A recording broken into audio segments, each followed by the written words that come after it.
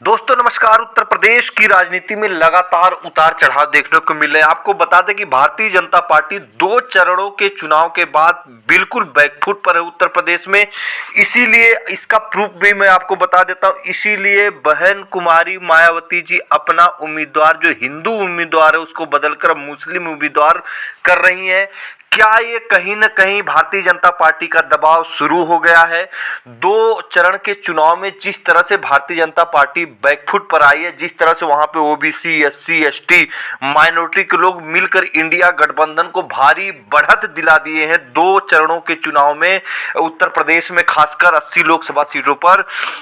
उसके बाद से जब तीसरे चरण का मतदान या चुनाव होने से पहले पहले बहन कुमारी मायावती जी लगातार मुस्लिम कैंडिडेट, चाहे आजमगढ़ की बात कर लो मुस्लिम कैंडिडेट, वाराणसी जहां नरेंद्र मोदी साहब लड़ेंगे वहां से मुस्लिम कैंडिडेट, अंबेडकर नगर की बात कर ले वहां से मुस्लिम कैंडिडेट, आजमगढ़ में सबसे पहले भीम राजभर को बहुजन समाज पार्टी ने टिकट दिया था जो कि भारतीय जनता पार्टी को झटका लगा था।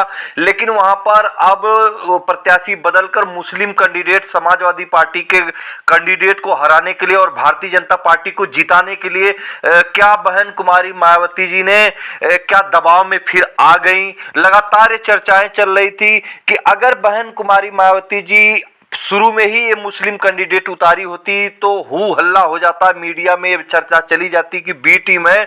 लेकिन मायावती जी ने शांति से अब मुस्लिम कैंडिडेट उतार रही ताकि हो हल्ला भी ना हो और भारतीय जनता पार्टी मजबूत हो जाए, जीत जाए और इंडिया गठबंधन को लॉस हो जाए। इस तरह से परसेप्शन फिर बन गया।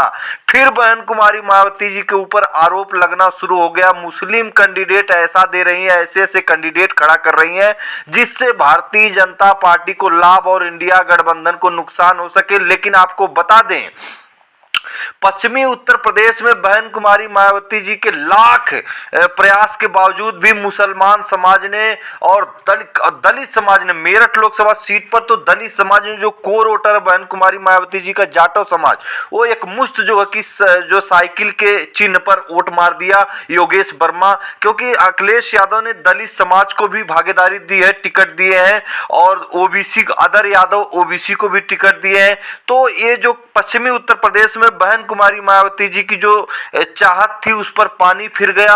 इंडिया गठबंधन वहां पे भारतीय जनता पार्टी से आगे निकल गई 2 चरणों के जो कि चुनाव में।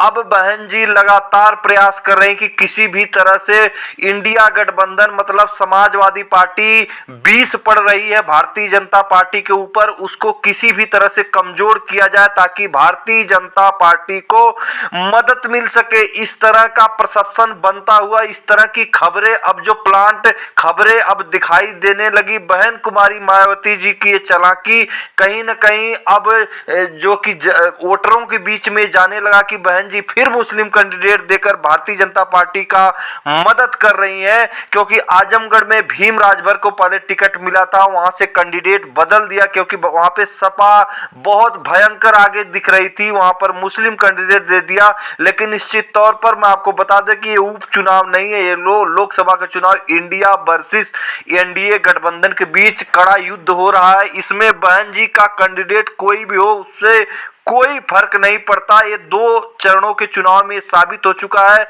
लड़ाई इंडिया बनाम एनडीए के बीच में, मुस्लिम हो चाहे दलित हो चाहे ओबीसी हो, वो संविधान को ध्यान में रखते हुए इंडिया गठबंधन के पक्ष में है। अपर कास्ट का वोट जो है कि बीजेपी के साथ है और बहन जी का कुछ वोट जो मतलब चला गया था कहीं ना कहीं भारतीय जनता पार्टी में किसी भी वजह से, वो बहन जी के प्रयास से वो वापस आ रहा है, वो भारतीय जनता पार्टी का ही नुकसान हो रहा है। तो निश्चित तौर पर कितना भी अब प्रयास बहन जी कर ले, अब इंडिया गठबंधन निश्चित तौर पर भारतीय जनता पार्टी पर हावी होता हुआ उत्तर प्रदेश में चला जा रहा है। इस तरह का माहौल बन गया, अब इसका कोई भी प्रभाव नहीं पड़ रहा है। ये वरिष्ठ पत्रकारों, राजनीतिक पंडितों और तमाम जो कि इसका सर्वेक्षण करने के बाद ये चीजें निकल कर आई है, इस तरह का अपडेट मैं आपको बता रहा हूं। फिर मिलेंगे अगली वीडियो में, तब तक के लिए नमस्कार।